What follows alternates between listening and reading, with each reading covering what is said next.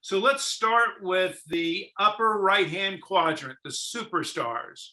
Show of hands, how many of you have at least one superstar on your team today? Show of hands. Oh, good. Just about everybody. Okay. The average organization, about 15% of the employee population are superstars.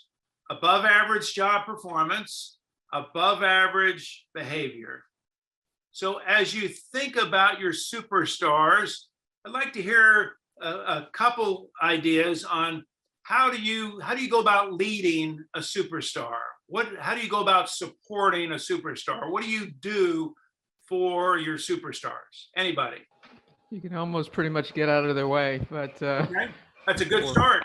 Is Helen, you're right. We don't want to micromanage our superstars because they're really good.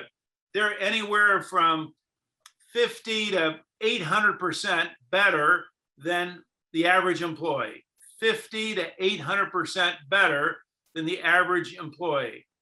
So we don't need to micromanage. We don't need to be looking over their shoulder, pointing out what they should be doing, what they shouldn't be doing. Helen's exactly right. We want to get out of their way as much as possible. What else? We ask him every day, what did you do today? What did you accomplish today? I ask that question always. Yeah. Making sure that we've got open communication. What are you working on today? What do you need help with? What support do you need? What are you working on tomorrow? Yeah, open communication and kind of some sense of how they're doing. Yep. Terrell, did you have something?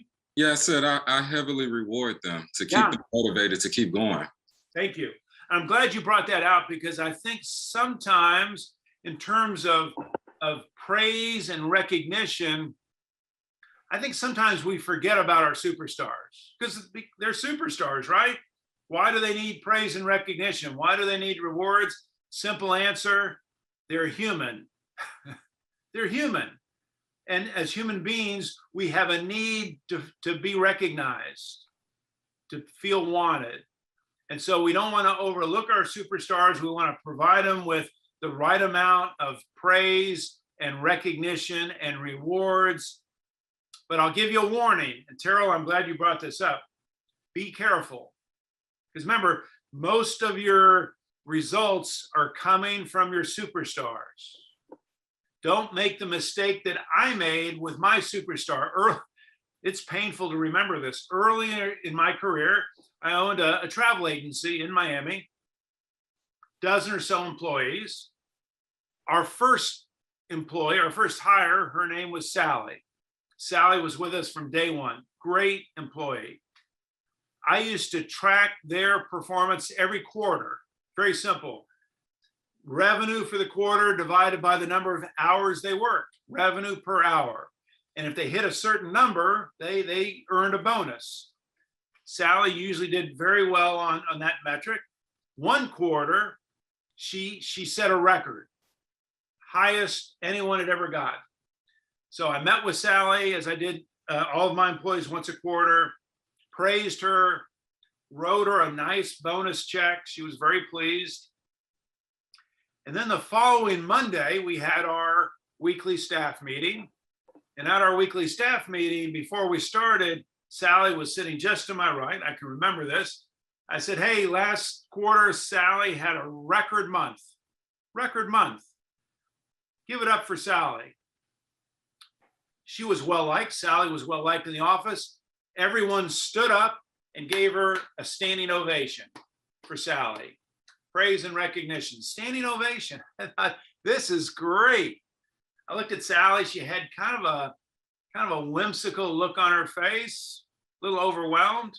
No big deal. 3 months passed. I looked at the next quarter's numbers. Sally's numbers plummeted, went way down. Thought, wow, what happened here?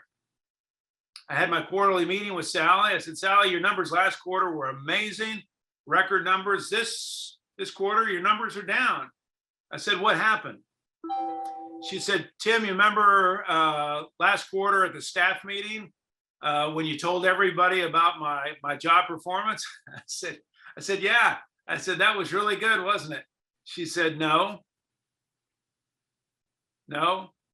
She said, I was so embarrassed when you did that. I'm just doing my job, doing what's asked of me. And you made a big deal of it at the staff meeting. She said, Tim, I was so embarrassed when you did that. She said, I made myself a promise that I would never allow that to happen again. Oh, I couldn't believe I'd done it. The mistake I'd made was not understanding, and this is really important, understanding that each and every person on your team wants and needs to be recognized on an individual basis. What works for Terrell may be a disaster for Josh. What inspires Ricardo may have no effect on Augustine, right? Everybody is different in terms of what motivates them, what inspires them.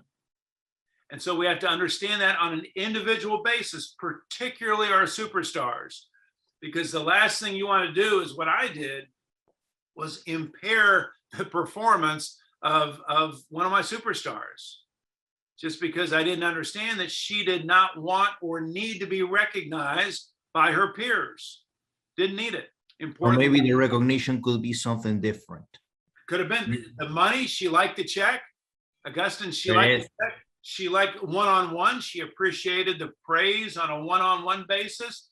If I'd given her time off, she would have enjoyed that. But public recognition, not good for her. Other people could have worked beautifully.